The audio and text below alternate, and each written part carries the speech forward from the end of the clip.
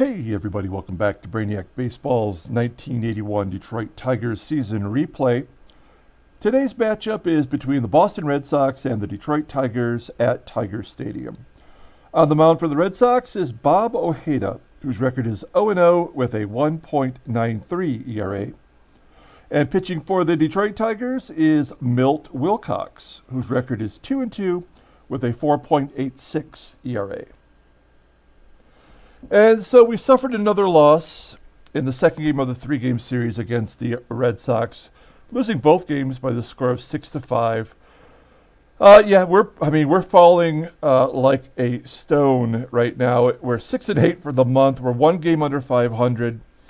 And I'm assuming, unless things turn around here in the next four games, that by the time we get to this day off, I'm going to start making some trade offers to maybe get rid of a few pieces that we don't need, whose contracts are up, and then seeing if we can get something in return, maybe a starter, some bullpen pieces, or just some players to fill in our AAA, which is pretty pathetic, actually, at this point. So, that's the main reason why I don't have anyone to really call up and take the place of some of the players who are really struggling. And so, what I did, and you may or may not be interested in this, but if you're not familiar with this game, right here where it says won't trade, you can click on this and you can choose won't trade, might trade, or on the block. And so what I did was, he's not on the block. We're going to keep him. Ricky Henderson, who I love, is arbitration eligible at the end of the year. And we will be making an offer to the 22-year-old Ricky Henderson. I can promise you that, no matter how expensive it is. But you can see here Trammell. I'm not going to trade him. He is arbitration eligible, so that payroll will go up.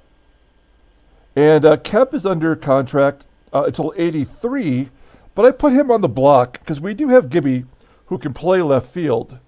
Gibby's DHing right now, and although $210,000 is a pretty good deal for Steve Kemp, he could be expendable. Lance Parrish, I might trade. I mean, how many good catchers are there in the game? Not enough to maybe surpass what we already have with Parrish, who has been really poor this year. And then Barry Bonnell, we want him gone. He will not be coming back. Dave Stegman under arbitration. We like him. Maybe there's a role for him. I don't know. Lou's not going to be traded. Tommy Brookins is on the block. And Mark Wagner, we might trade him. And it's just a couple other. Gibby, we're keeping. Wayne Gross, he's as good as gone right now. Bobby Ramos, we just got him from the Expos, and he could be a very solid backup catcher. And Gary Hancock is on the block, our MVP from last year. JT is on the block. He's going to be asking probably for a lot of money as he goes to free agency. So a lot of those players we want to possibly trade. And looking at pitchers, this is where it gets tough because we don't have a lot to work with anyway. Morris, because he's not been great this year. I mean, keep in mind, Morris has the highest ERA of any pitcher in the Hall of Fame. So, I mean, this could just be who he is in this game, as his ERA is terrible. I mean, it would be heresy to trade Morris, but I could. Milt Wilcox is as good as gone. He's 31 years old, to be 32 next year. And although he's pitching today, he's not somebody that is long for the team. Dave Rozema, I might trade, but with his ratings, I really want to keep him. We'll see if we can work out a deal. Bryn Smith, we just got, and we haven't even pitched him yet. Bruce Robbins, I won't trade. I think he's going to be fine. Cappy, we need. Roger Weaver, we need. Underwood, we need. And then, Tobic, kiss my ass.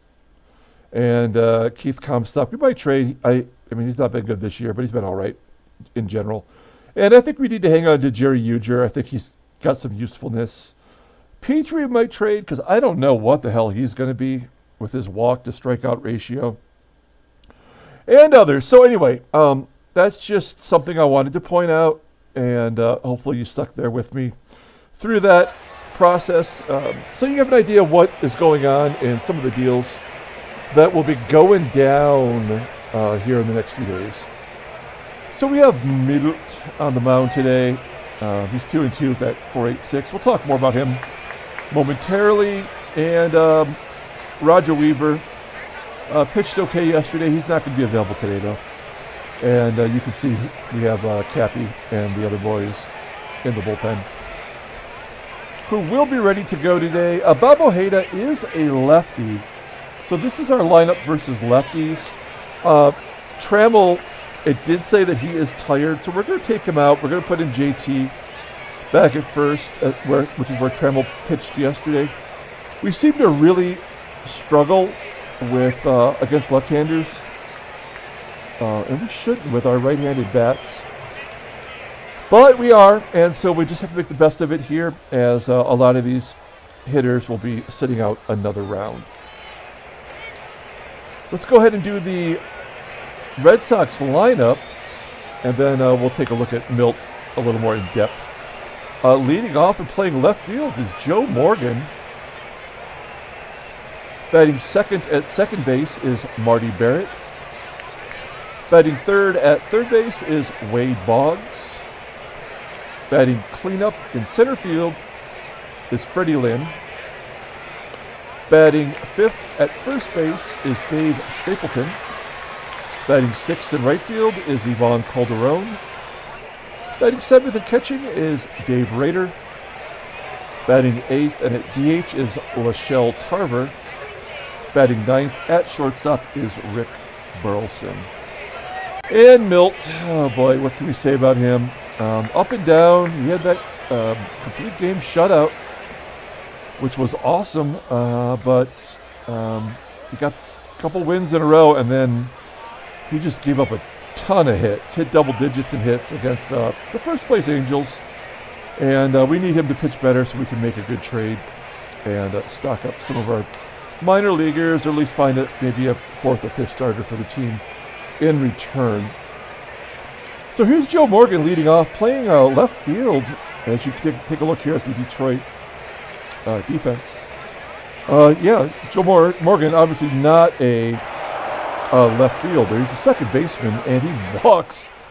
To start off the game, Morgan's speed down to 72. He was a one-time speedster, but I think he's like 37 or 38 in this game. Yeah, he's 37, so he is slowing down a bit with age. I know what that feels like.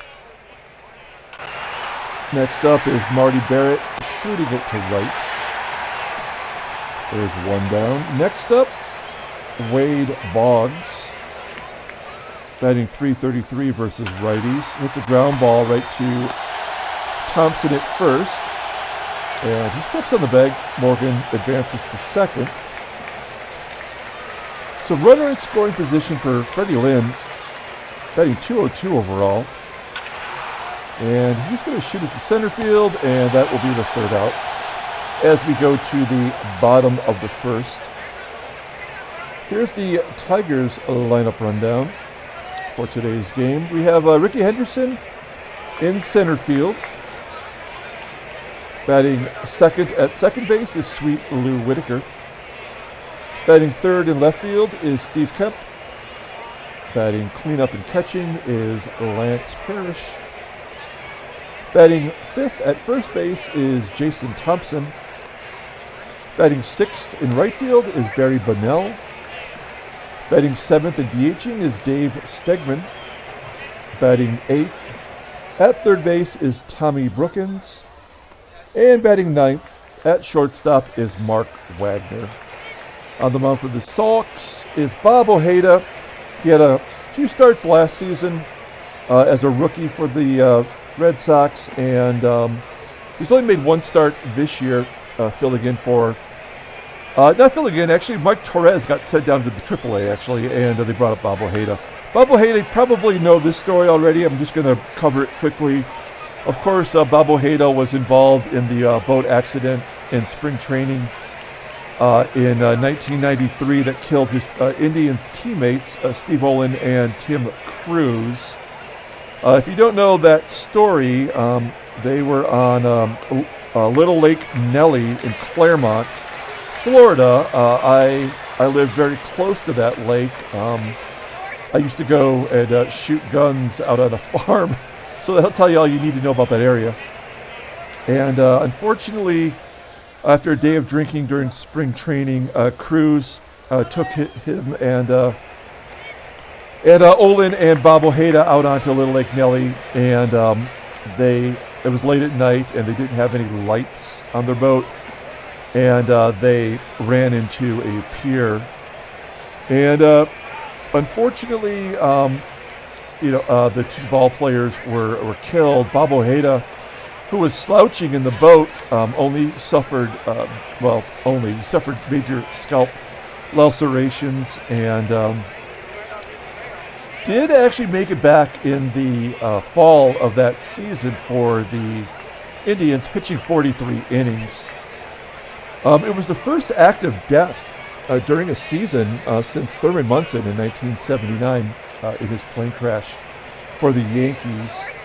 After that season, Bob Ojeda was a free agent, signed with the Yankees, pitched 2 games for the Yanks, and then retired from baseball. So it was much later in his career, obviously 12 years later. So he'd had a very long career, pitched really well, but that unfortunate incident marred a very decent career. So, okay, here is Ricky Henderson leading off. And Henderson, in a minor slump, batting average is almost down to 300, pops it up, and it's caught by the shortstop Burlson, 1 down. Lou Whitaker up next. He strikes out swinging, as it seems like our team has just completely forgotten how to have a plate appearance. Kemp strikes out, and that's a 1-2-3 inning. We go to the top of the second, all tied at 0. Start off the top of the second with a shot to left center field by Stapleton. It's caught by Kemp, 1 down. Next up is Ivan Calderon. Calderon, ground ball to short. There's 2 down. Here's Dave Rader. We haven't seen him in a couple days, and I'm actually glad to see him from what Gary Allenson did to us. Oh, no. Oh, no. Dave Rader steps right in and continues where Allenson left off with a double into center field that got past Henderson. So 2 down for Lachelle Tarver. That was the first hit of the day. There's the second. That should drive in Rader. It does, and it's 1-0 Boston. So, once again, we're down early as Rick Burlson with 2 outs steps in, and Lachelle Tarver tries to steal second base, and Parrish guns him down. Parrish's caught stealing percentage is almost up to 30%, so it is creeping up, improving slowly as he leads off the bottom of the second inning, and he flies out to center field. Now keep in mind, every time that we do a base running blunder, the other team comes back and tears us a new one. And after they get caught stealing, what happens? Jack poop, as Thompson flies out to a left fielder who doesn't even play left field. As you can see, Morgan is well below average being 80 in this game. So 2 down for Barry Bonnell, and he grounds out to short. We go to the top of the third. 1-0 Boston. Here's number 9 hitter Rick Burlson, batting .330 from the 9th spot. Shoots it to left, and there is the first out. So with 1 down, here's Joe Morgan. He's 5 for 8 with 2 walks against Wilcox, so he kind of owns him as Morgan hits it right back to Milt, and Milt tosses him out at first. With 2 down, Marty Barrett steps in. Marty Barrett led off most of these games, and all of a sudden he's not good enough as he hits a ground ball to short. And that is the third out. So a 1-2-3 inning. We needed that. We go to the bottom of the third. Dave Stegman will lead off. Stegman hits a fly ball to center field. This is his second start since coming back from the AAA team. The Mud Hens. He flies out to center. Tommy Brookins can't buy a hit as he lines out to short. He's going to leave it to Mark Wagner. He had a base hit and a walk yesterday. And he hits a weak ground ball to first. Another 1-2-3 inning. Detroit's hitless. We can go to the fourth. Wade Boggs leading off. Boggs punches it to center. Caught by Ricky. One down. Here is Freddie Lynn. Lynn strikes out. That's the first K for Wilcox. And the second out of the inning. Dave Stapleton's up next. And Stapleton hits it right back to Wilcox and another 1-2-3 inning. This game's moving along. 2 hits total, both by the Red Sox. Ricky Henderson will lead off the bottom of the fourth, grounding out to first. It's 10 in a row, set down by Ojeda. Make it 11 as Whitaker strikes out. 3 Ks now for Bob. And Kemp's going to hit a high fly ball to center field. And another 1-2-3 inning. Perfect game so far by Bob Ojeda, who's only made 1 start all season, but he is Cy Young. Calderon strikes out. 2 Ks now for Wilcox. Dave Rader up next. He had that double, scored the only run of the game. Ground ball to JT, and Thompson boots it. The Gold Glove first baseman has an Iron Glove today. 1 down. Here's Lachelle Tarver. He shoots it to left. So with 1 down, runners at first and second for number 9 hitter Rick Burlson. We already said he's a pretty solid hitter. We're going to bring the outfield in. Keep that 72 speed at second if we can. Ground ball to second. Let's turn 2. Hey, we do. There we go. All right. Well, at least we've not been blown out yet as we head to the bottom of the 5th. Lance Parrish will lead off the inning. Hey, there we go. First base hit of the game for the Tigers. There goes a no-hitter. As Parrish is on first base for JT, batting .029. Oh, boy. I mean, at some point, you got to get lucky, right? There we go. As he dumps it over the first baseman's head. Parrish rolls into third, and it's first and third, folks. Now, normally, the way this game is going, I would just try to get a sac fly out of Bonnell, but I don't even know if he can hit it that far. So, and with Parrish, there we go. Bonnell gets a base hit into left field. And that knocks in the first run for the Tigers. So we've got 3 hits in a row, nobody out. And it's first and second for Dave Stegman. Stegosaurus, we need something from him.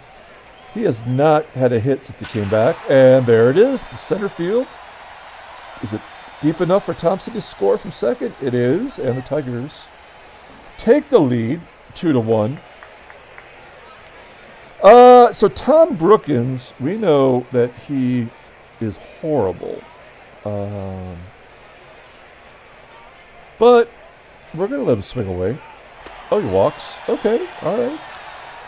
So bases loaded for Mark Wagner, who has been, pretty decent backup for us. We did sign him to a 3-year contract. He gets a ground ball to short. Oh, no, they just go home. That is weird. But everybody moves up a bag. And that is only the first out. We've got some really good speed on the base pass. And Ricky Henderson is due. He does have a .433 on-base percentage versus lefties. Oh, here we go. There we go, ball 4. So Ojeda walks in a run. Everybody moves up a station, and it is 3-1. Still 1 out. Okay, at this point, since we're getting to the lefties, we are going to ask Sweet Lou to just shoot it to the outfield. Let's let Brookins score. Nope. Going to be caught right there on the outfield grass by the second baseman, Marty Barrett. So it's going to be up to Kemp to do something big here. And ground ball right to third. And that is the third out. So we waste a few runners on base, but it's nice to see a curlicue on the board there. So it's 3-1, top of the sixth. We're going to flip it over to the in-game stats. Player of the game. Who could that be so far? Maybe Milt, who's actually not pitched too bad. As I probably just jinxed him with Joe Morgan leading off. Morgan popping it up to Whitaker. There's one down. Up next is Marty Barrett, over 2 on the day. And Wilcox walks Barrett. Boggs in the 3. I did notice that Boggs is in the 3rd spot today, even though I said it in the rundown. That is normally Jim Rice's spot in left, so that's why everyone's moved down one. Marty Barrett steals 2nd on Parrish. So runner at second base for Wade Boggs, and Boggs strikes out. Wow. You don't see that very often. 3 Ks for Milt. Let's see if Milt can get Freddie.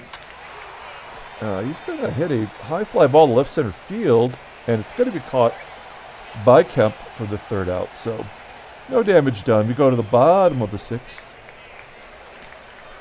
3-1 Detroit. Lance leading off. 1 for 2 today. Scored a run. And he hits a high fly ball to right. There's 1 out. Next up is JT. Got that surprise base hit, moving his average up to 0.57. And it goes back down as he grounds out to short. Next up is Barry Bonnell. Bonnell, hey, that's pretty far. That's not going to be good enough. 430 feet. So he does smoke it as it falls short. And we go to the top of the 7th. Wilcox only at 74 pitches. I think he could go about 90 before he gets tired. And at some point here, we have to start thinking about bullpen. Maybe sooner than later. As Stapleton gets the 4th hit. What? How is that a triple? Wow, that's crap. That run, technically doesn't mean anything. So let's just focus on getting Calderon. Calderon's going to hit it deep enough to score Stapleton. And there we go, 3-2. All right, so we know bull crap like that happens every game. Let's focus on these lefties here. Okay, so Wilcox is done. And every time I bring in Comstock, he walks a lefty. I don't know if this is going to be good or not. All I can tell you is Lachelle Tarver was batting 600 versus righties and doesn't have a hit versus lefties. So you got to play the odds. Ground ball to second. Oh, come on. Seriously. That's crap as Whitaker makes an error. And this game is about to be blown open. There's a walk. Should have been a double play. I got to pull the infield in. And he walks. So there goes Wilcox's great game. And we got more lefties coming up. Comstock hasn't got anybody out yet. Any chance this will be caught? Yeah, well, that's fantastic. There's the 2nd out.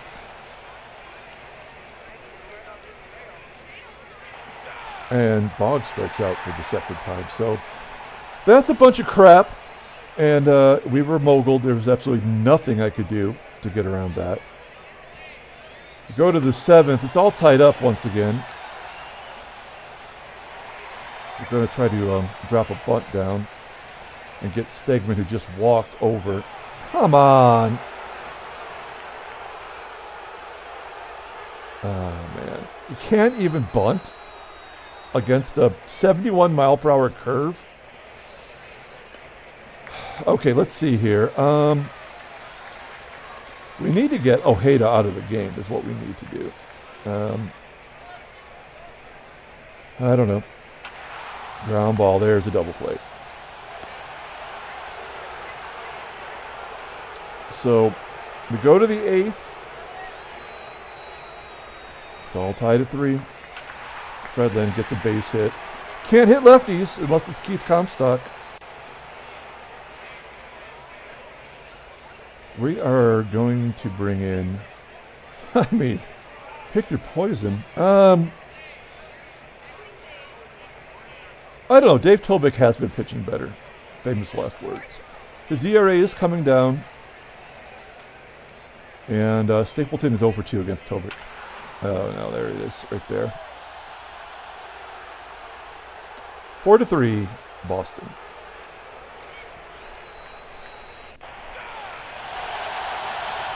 Yeah. There's 2 down, Stapleton on 3rd. And that ought to get us out of the inning? No. Of course not. As Parrish makes another error, it's 5-3. And somehow is caught stealing. And then they decide to bring in Jim Rice to play left field. He's not good enough to start, but they'll bring him in defensively.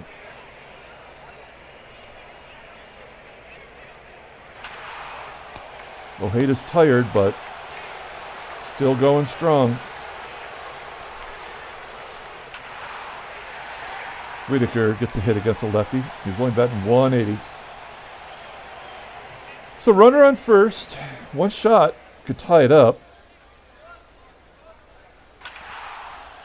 And there's going to be a line out to right.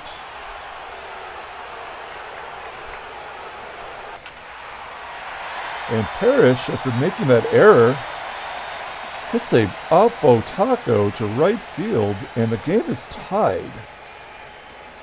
So nobody wants to win this game. They're keeping Bob Ojeda in there, even though he's clearly losing it.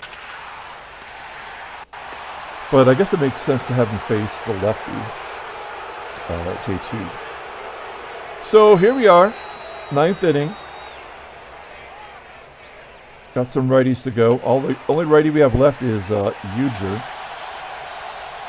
There's 1 out. Jim Rice, 2-for-3. This is his first at bat today, but he's 2-for-3 against Tobik. And Tobik gets Rice to pop it up to second. Hey, what do you know? Whitaker could make a play. Okay, this will be the last batter for Tobik either way. Ground ball to third. And Brookins makes the play. So that's going to do it for Ojeda here. They're going to bring in Dennis Eckersley with the Darth Vader hairdo. We've seen him a couple times already. And Bonnell is going to be coming out for Gary Hancock. Give Gary a chance here to do something good. Base hit to center field, gets down, maybe to the wall. And there is a triple. All right, so that means Gibby will come in, and Gibby and Eckersley, I was going to say have a history, but they actually have a future.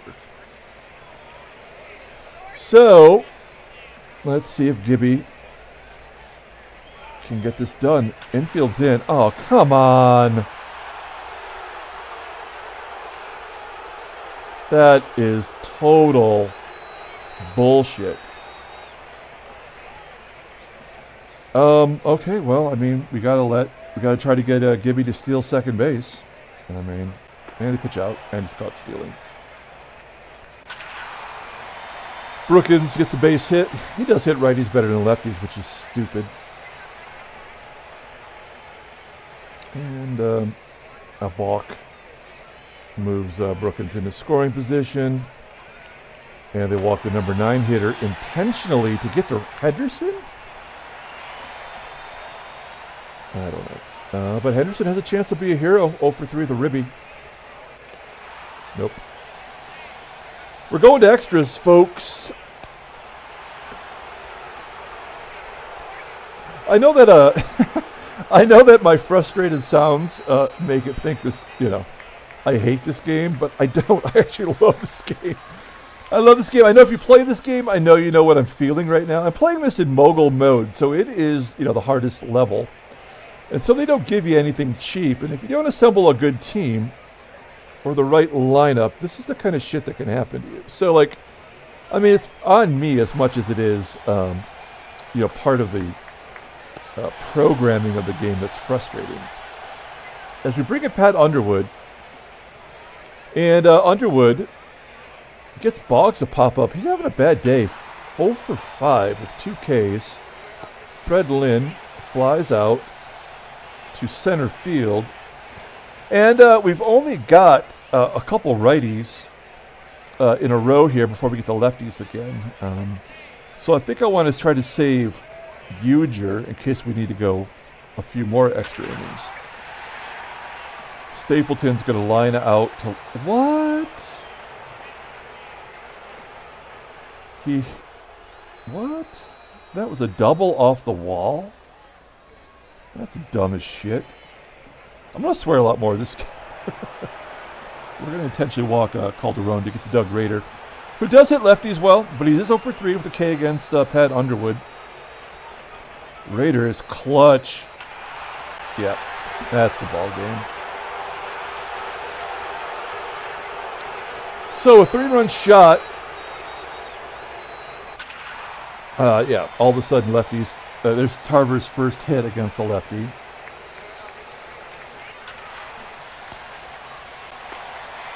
So we're going to the bottom half of the inning. They're going to bring in Tom Bergmeyer, another lefty. You do have a lot of lefties coming up. They walk Whitaker. So a runner on first. We're going to hit and run. We need 3. Oh, come on. Ground ball back to the pitcher. And they go to second. So Parrish, who hit his, his 4th home run of the season to tie the game up last time, ends the game by grounding to double play. Folks, I don't know what to tell you. This is about as bad as any team I've ever had, and we have nothing but great players who are underperforming. Our bullpen is horrible. Our hitters, we've lost 4 in a row in the most crucial time of the year. Again, we're only playing 110 games. So as we fall below the Yankees, we've got some serious ground to make up, and we are falling fast. And there's no end in sight as we take a look here at the transactions. Nothing new of note. Let's pull up the box score and we'll get out of here. I don't know what to tell you. We suck. Indians are coming to town. They are the last place team. And the end of this month, we were 16 games at home and 3 on the road. And we have not done what we needed to do. Player of the game,